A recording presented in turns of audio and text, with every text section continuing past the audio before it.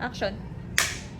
So good day everyone, I'm Krisha, one of the internship coordinator here at JBB Training and Visa Solutions. So welcome to our live for today's special episode of Dubai Career Talk.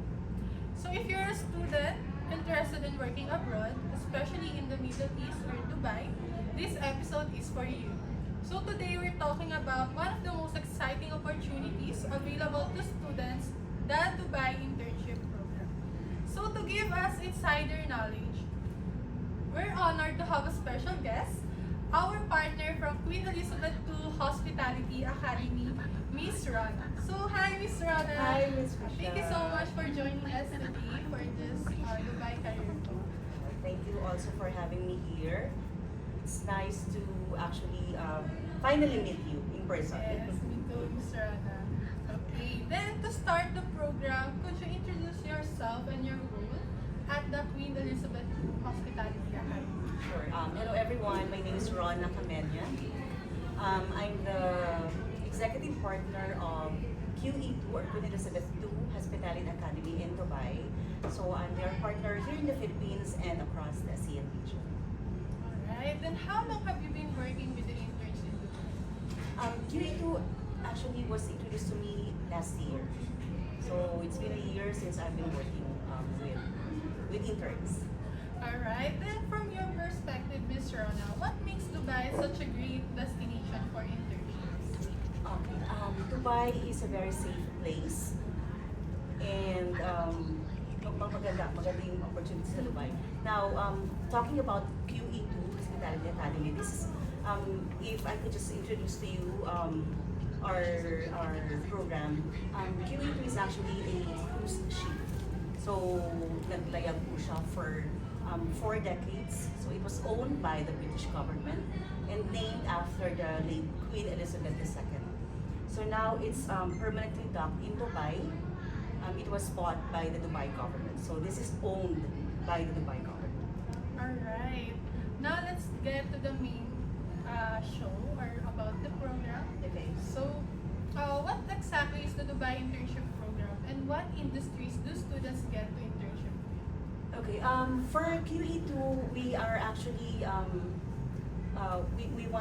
we want our hospitality management students, professionals. So yung mga career changers dyan, yung mga biglang naisip nila na ito pala yung gusto kong path, they can actually enroll dito sa program. So we have 6 months internship program. So that includes 3 months hands-on training and 3 months internship.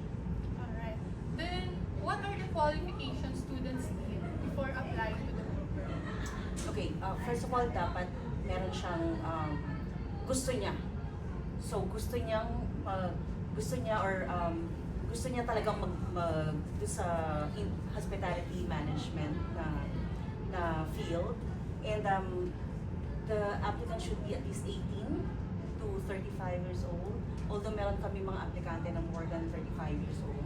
So those who have work experience na before, so sa hotel, sa maritime industry, we do accept this.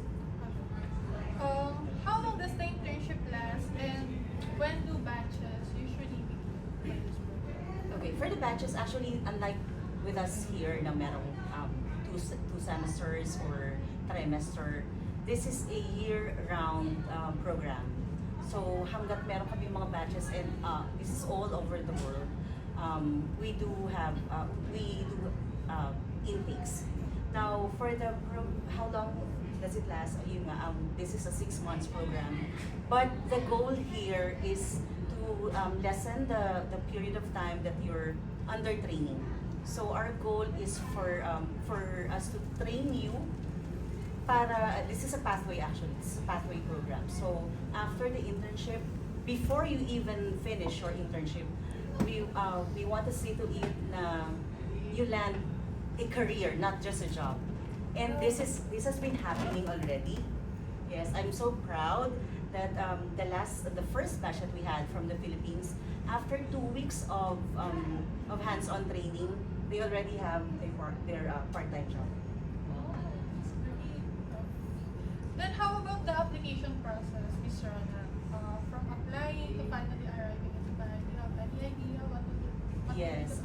Actually, we've been receiving a lot of feedback from other programs, like for J1 visa program na medyo matagal. So for this program, we do not want elaborate process. That's why as soon as decided ka na, you can just submit your application to Ms. Risha here. So your application, just and then a copy of your passport, valid passport na hindi pa expire, and then passport ID, and then your NBI clearance, and you just have to settle the initial payment, and then we'll be processing your e-visa. So the e-visa is a student visa. This is good for 2 months. It takes 7 to 20 business days for us to process this. 20 business days lang. Yeah, super bilis. Kaya na-amaze yung mga applicants kung gaano kabilis yung process. So, as soon as we issued the e-visa, Ms. Krisha will already advise you to book your flight ticket. And then, as soon as may flight ticket ka na, we'll just be getting the details so that we can send you your accommodation letter. So, the accommodation letter is equivalent to your hotel accommodation. So those are the things that you need to present to the immigration. So wala pong pagka-offload. Yes, Yan kasi actually, yun yung nagiging problem, especially Yes. if coming from the Philippines. Totoo yan. So sa ngayon, no, wala pa kaming na encounter because we, with our students, they would just present their student visa, accommodation letter, and then the signed training agreement program. So wala nang ibang mga documents na kailangan kayong ipakita sa immigration. And all of that will be It will be processed by QE2. Alright. Then let's talk about the work experience. So how would you describe the work culture in Dubai compared to the Philippines? Fast-paced kasi sa Dubai. And with our program in Dubai, ayun na, as our director, Mr. Naden, always say, we will just provide you with a ladder. So it's up to you kung anong level yung gusto mo i-climb. So if you go there and then gusto mo maging waiter, hanggang waiter ka lang, yun lang yung gusto mo, it's up to you. Now, if you want na pagpunta mo doon, food server ka, but you want to climb up the ladder, you want to become a manager. So it's up to you pa rin. So everything will be depending on your performance, depending on your attitude, depending kung gaano mo talaga gustong mag-progress. Tama, umangat at ayusin ang sarili. Tama.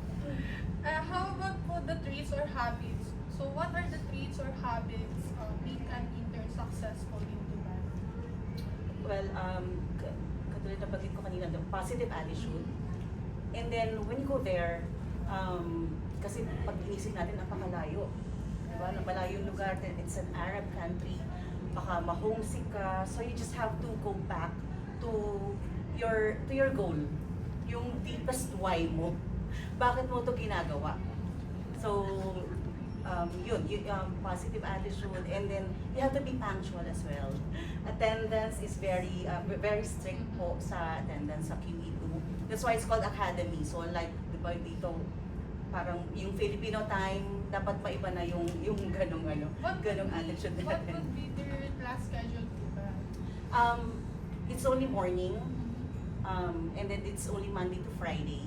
So yung mga students, as soon as you get your UAE ID, they are allowed to work part-time ng weekends and after ng kanilang school, which is morning lang. So hapon po pwede, but you have to go through the student affairs coordinator, si Attorney Mia Glison. So hindi kasi po pwede yung basta bigla ka nang aalis, lalabas ng barko. Anyway, by the way, no, doon po kayo titira sa barko mismo kung saan yung mga royalties, mga VIPs, mga VVIPs nagstay doon. So it's like a history, di ba? So speaking of accommodation, what's the accommodation po ba like inside QE2 Akad? Yes, actually I've been, yung mga students namin, nagsasend sila ng mga pictures nila, sobrang ganda, kasi it's a hotel, it's a floating hotel. So, napakamahal po ng accommodation sa Dubai. Pero dito po, tuwing sharing lang, so dalawa lang kayo mag-share sa isang kwarto na meron sariling bathroom. So, hiwalay syempre yung babae at saka lalaki. Alright, now let's talk about safety in Dubai. So, how safe is Dubai naman po ba for our interns? For our interns, I saw this FB post before. Parang sabing gano'n, if you see a female walking ng madaling araw, nasa Dubai siya. So, ibig sabihin, kumbaga parang yung safety doon, lalo na po sa loob ng barko. As soon as you arrive there will be a security induction. So, itutour kayo sa buong boat kasi puro CCTV po. So, lahat ng pupuntahan mo, lahat ng sulok na pupuntahan mo, and yun, may security induction. So, isa yon sa mga magandang perks din. Alright. Now let's talk about the internship program, like the cost. So I would like to ask, is this internship paid or unpaid? Diba? Yes, this is a paid internship. So, actually yung mga estudyante namin, nag-ROI na kagad sila during the hands-on training pa lang. Kasi nga, kahit na naka-training ka pa lang, pwede ka na mag-part-time. You're allowed to work already. Pero stipend, may stipend siya. So, pagka-intern ka na, you'll be given a stipend, and then food is also included. This is during the internship. Food and, of course, your accommodation. For the overall benefits, ano po ba yung mga benefits na makukuha ng ating mga interns for the Dubai program? Okay, for the Dubai program, once you enroll with us, una, titira ka sa Queen Elizabeth II na napakaganda at napaka-safe, napakalinis. And then, meron po kaming health insurance. And then, yung student visa po ninyo is up to 12 months. So, this is a student visa. So, hindi siya visit visa. So, hindi ka mangangamba na baka bigla kang i-deport or something. So, this is a student visa. And then, meron po tayong mentorship. So, you'll be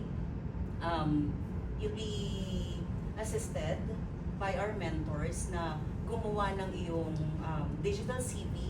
So, unlike sa atin, di ba, magpapasa ka lang ng papel na resume Yes. or something. So, doon po kasi, so, halimbawa yung isang culinary student, pipicturean niya yung kanyang ginawa, or pwede siyang mag-video ng sarili niya. Although meron namang marketing point person na nagvi-video sa mga estudyante, yun po yung pinapakita sa mga talent acquisition team, HR. So, what we do po kasi sa on board, we invite yung mga hotel managers from different hotels in Dubai, pati yung mga cruise liner doon, kasama sila. Kasi gobyerno eh. So, they would visit us, tapos sila po yung pagsisilbihan ng mga estudyante. So that way, may experience na ng mga talent acquisition kung ano yung makikita nila dun sa mga interns na i-hire. So more on performance-based talaga. It's performance-based tsaka attitude. Of course. It's one of the kailangan traits talaga na kailangan Yes. ng mga interns, especially in hospitality industry. Correct. Miss Rona. So now let's go for the cultural adjustments. So cultural adjustments are a big topic for us. So what cultural differences should interns prepare for, especially if they're entering Dubai? Okay, this is Dubai is an open city, open country naman siya, ang UAE.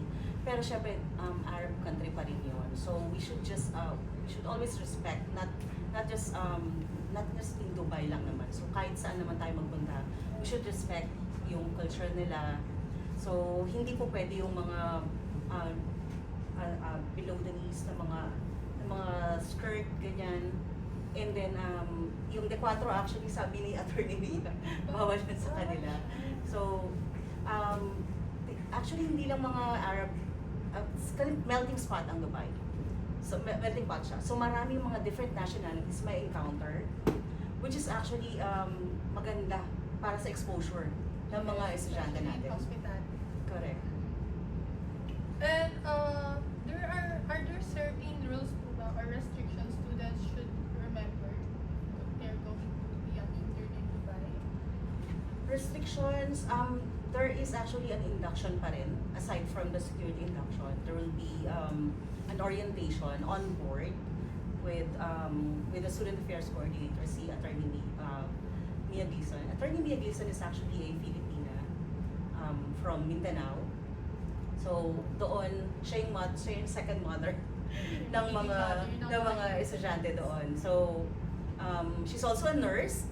So Parang attorney and nurse, at saka nanay, all in one.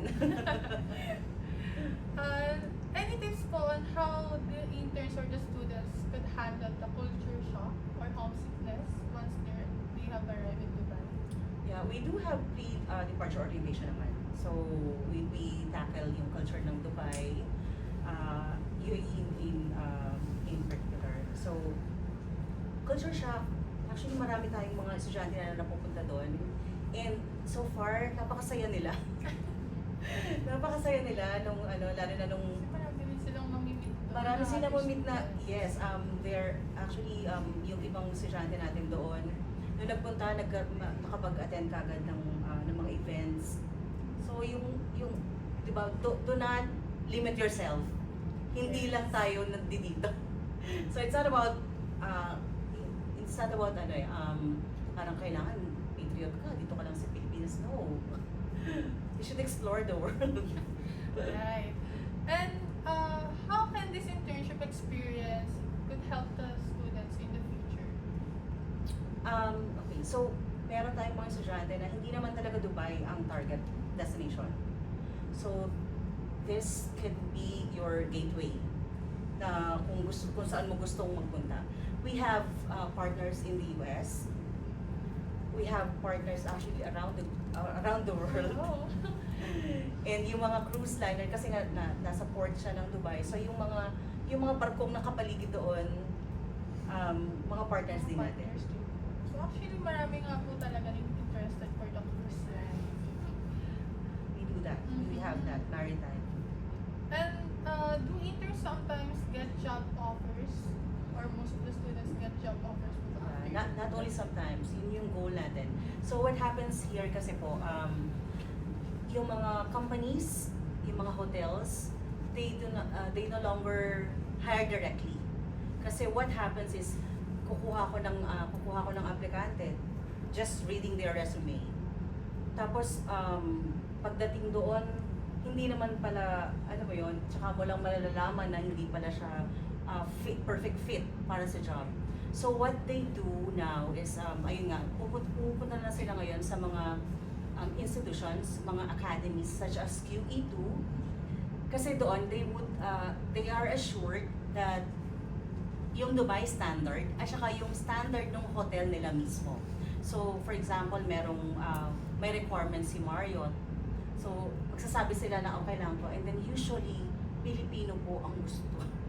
Pilipino ang gusto ng mga hardworking kasi ang mga Filipinos. and we are tsaka marunong kasi tayo mag-converse. Very hardworking bukod doon, hygienic tayo kasi hospitality ito. So kailangan nun. And can you share any memorable success stories from your interns that you have handled? So, Yeah, we have this one student from Cebu. So by the way, if you're, yun nga, kung may mga limiting beliefs kayo dyan na yung mga taga Manila lang siguro ang mga pupwede dyan, no. We have applicants from Mindanao. Yes, not only the Philippines, pati mga Nepalese, mga so ganyan. you even accept foreign applicants? Yes, foreign applicants po pwede po yan. So we have this student from Cebu. Sa sobrang impress sa kanya ng doon sa QE2, ano pa lang siya, wala pa 1 month pa lang I think. Gusto na siyang i-hire ng PCFC, yung ports, basta nag-govern sa ports doon sa Dubai. So gusto na siyang i-hire agad. Kaya lang since hindi pa namin siya mapakawalan agad, because she still has to undergo training. So, magte-training muna siya and then eventually, baka doon na siya. Wow, that's okay. Now let's go for the advice segment for the students. So before we wrap up today's talk show, we would love some final advice from you, Ms. Rona, of course. So what is your top advice for students planning to apply for the Dubai internship program? You know, timing is of the essence. So ngayon po, super high season ng Dubai. Mas marami yung work kesa do sa mga kesa sa manpower, kesa sa mga estudyante. So if you're planning to go there, you have to start now. The best time is now. The best time is now. That's right. So, kumbaga, wag mo nang pag-isipan pa ng doble. So you just have to submit your application. You can actually check our FB page. So just click on QE2 Hospitality Academy for legitimacy, yung mga ganyan, di ba? Yes. Para ma-check. And mag-submit na kayo ng application. You can already inquire with Krisha here at JBB. Yes, guys. So we do free online consultations. Yes. naman, guys. And for the interns po, so what mindset should they have before entering Dubai? Mindset, ayun, you have to be open-minded. Na hindi lang ito yung, huwag mong palitin yung mundo mo. So, hindi lang tayo nandito. Yun nga, sabi ko, napakalawak ng mundo, napakadaming opportunities. So, hindi lang po sa Dubai. Training ground nyo lang po yung, pwede yung gawing training ground lang, ang QE2.